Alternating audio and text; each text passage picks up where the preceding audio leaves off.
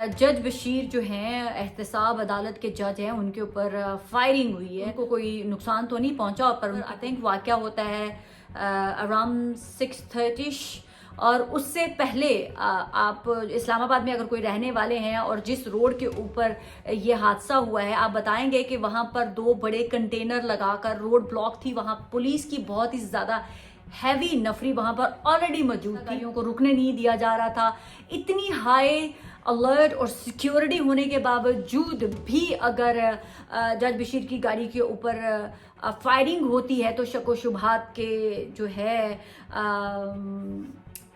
Dot मुझे मिलाने पड़ेंगे। और सुना जा रहा है कि जिस लड़के का कहा जा रहा है कि वो कोई जिसने जज बशीर की गाड़ी के ऊपर हमला किया है, वो हार्ले स्ट्रीट का शहरी है और अयान अली जुल्फकार शायद उस लड़के का नाम है, कहा जा रहा है। और ये मैं अपने से अज्यूम कर सकती हूँ कि शायद इसके ताने बाने जो हैं वो किसी बड़ी पार्टी या किसी बड़ी शख्सियत के साथ रिलेट करके पेश किया जाएगा कि इस लड़के ने फलां के कहने से जज बशीर के ऊपर हमला किया। शायद इमरान खान की जमानत होने जा रही थी, शायद जज बशीर जो है वो कुछ ऐसा फैसला करने जा रहे थे। ये वाकई जेन्युइन दहशतगर्दी का वाकया भी लड़का जो है कहा जा रहा है कोई अयान अली जुल्फकार है, हार्ले स्ट्रीट का रिहायशी है, जिसको पकड़ा गया है। अब आप आने वाले दिनों में देखेंगे कि उसका ताल्लुक किस से बनता है और कौन सी पॉलिटिकल पार्टी का कौन सा रहनुमा जो है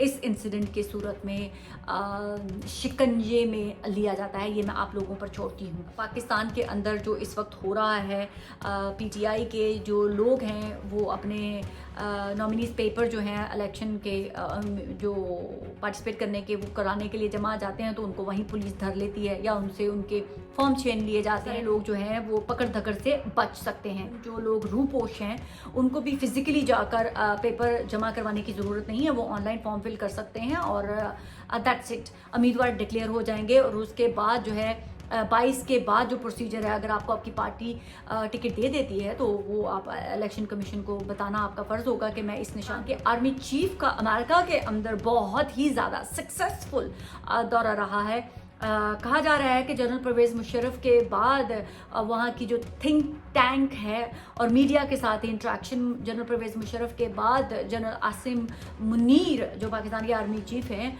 उनके हिस्से में वो आया है। ये प्रिविलेज उनके हिस्से में आई है कि इतने लंबे अरसे और गैप के बाद जो पाकिस्तान का कोई भी आर्मी चीफ जो है वो जो अमेरिकन थिंक टैंक है उनके साथ बैठ के ओपनली बात हो रहा, बहुत ही ज़्यादा कामयाब था और लोगों में खलबली भी मच गई है। जो लोग जो सियासतदान शायद ये समझते थे कि वही शायद पूरी दुनिया में ताल्लुकात ठीक कर सकते हैं, आईएमएफ से कर्जा नहीं मिलेगा, तो अभी तक तो जो हमारे आर्मी चीफ हैं वो छाए हुए हैं हर जगह पे। आपको अच्छा लगे बुरा लगे, बट ऐसा हाश रियलिटी कि आर्मी चीफ जो हैं वो उनकी बल्ले बल्ले हो रही है। शायद 2 से 3 सूबे पीटीआई पीपल्स पार्टी लेने में कामयाब हो जाएगी, एक सूबा शायद पीटीआई के पास चला जाएगा। पंजाब जो है उसके ऊपर अभी ज़रा पीएमएलएन वाले चाहते होंगे कि उनको वो मिल जाए, लेकिन वहाँ पर घुमसान की जो है वो जंग होनी है पंजाब में। वफाक जो है वो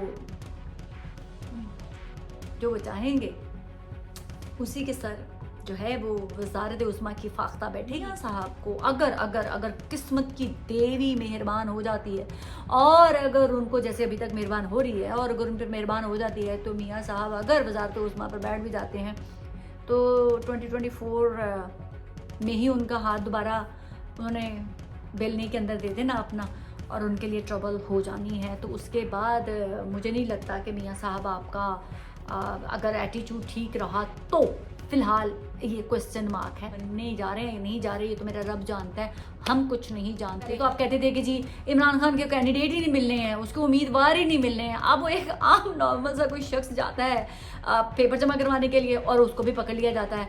मतलब अब आप क्या कर रहे हैं यार, ये तो डबल स्टैंडर्ड है ना। पहले आप कहते थे कि इसको उम्मीदवार ही नहीं मिलेंगे। इमरान खान साहब जो 3 जगहों से उन्होंने अनाउंस किया है कि वो 3 जगहों से पाकिस्तान के अंदर इलेक्शन लड़ेंगे, मुझे लगता है कि मियाँ साहब को इमरान खान के मुकाबले में इलेक्शन लड़ना चाहिए और फिर दिखाना चाहिए कि पूरी दुनिया देखे पाकिस्तान समेत कि पाकिस्तान में कौन बड़ा लीडर है, इमरान खान या मियाँ मोहम्मद नवाज शरीफ साहब। साहब आप ये क्या अपने लोगों को कह रहे हैं झूठ मत बोलें, तोहमत मत लगाएं, सियासतदान झूठ ना बोले, तोहमत ना लगाए।